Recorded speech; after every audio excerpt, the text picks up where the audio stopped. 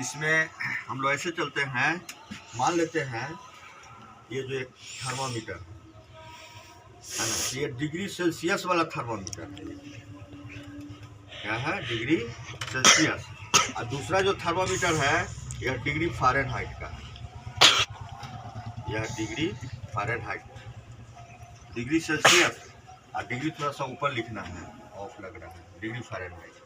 अब होता क्या है, डिग्री सेल्सियस में पानी जो है 0 डिग्री सेल्सियस पर क्या बन जाता है, वह बर्फ में कन्वर्ट हो जाता है।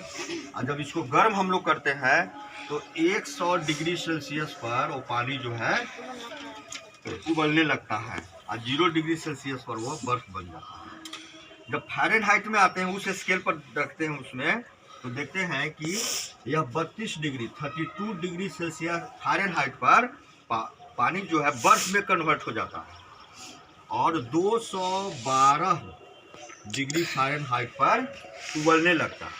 तो दोनों स्केल का अगर कंपेयर करोगे तो क्या कह सकते हो कि डिग्री सेल्सियस में जो स्थान 0 डिग्री सेल्सियस का है, फ़ारेनहाइट में 32 डिग्री फ़ारेनहाइट का है। और डिग्री सेल्सियस में जो वैल्यू 100 डिग्री का है वो फ़ारेनहाइट में कितना का है? 212 डिग्री फ़ारेनहाइट। यही हुआ। तो कहने का मतलब पानी का यह बॉइलिंग पॉइंट हो गया।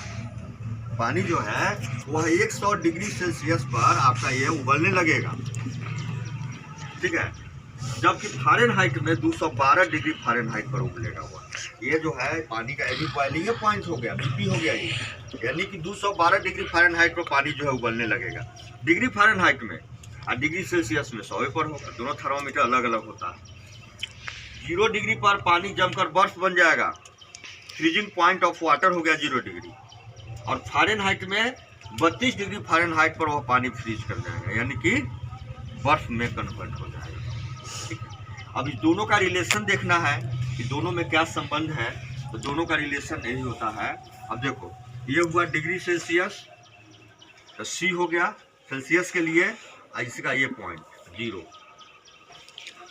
बाई इसका कितना है, बॉइलिंग पॉइंट 100 है और मेल्टिंग पॉइंट 0। यही रिलेशन हुआ।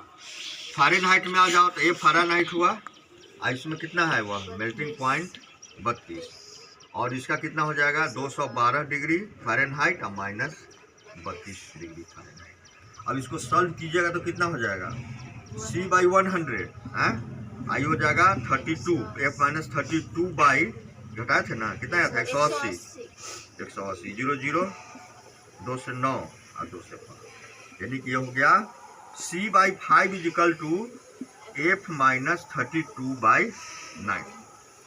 अब इसको आगे अगर हम लोग एक रिलेशन ये भी लिख सकते हो, इस आधार पर तुम्हारा बन जाएगा, है ना। और इसको हम लोग ऐसा लिख सकते हैं, देखो 9c बाई 5 बराबर क्या हो जाएगा, f माइनस 32। तो f बराबर क्या हो जाएगा, f हो जाएगा 9 बाई 5 इंटू सी प्लस 32। अब इसमें ये दोनों में रिलेशन हो गया, तो c का वैल्यू बदल कर हम लोग f का वैल्यू प्राप्त कर सकते हैं कि नहीं।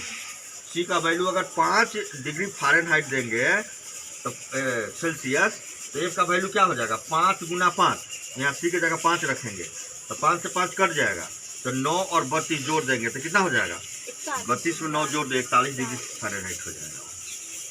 समझ में आ रहा होगा।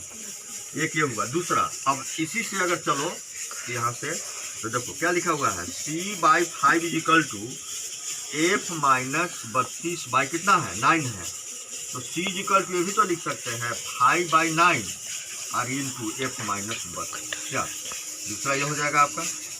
अब इसमें फ़ारेनहाइट दिया हुआ रहेगा, फ़ारेनहाइट दिया हुआ रहेगा और कहा जाएगा सेल्सियस में कितना आएगा, तो f का वैल्यू आप जो आता है लिख दीजिए और में से घटाइए 32 और यहाँ गुना कीजिए, जो आएगा वह सेंटीग्रेड में हो जाएगा।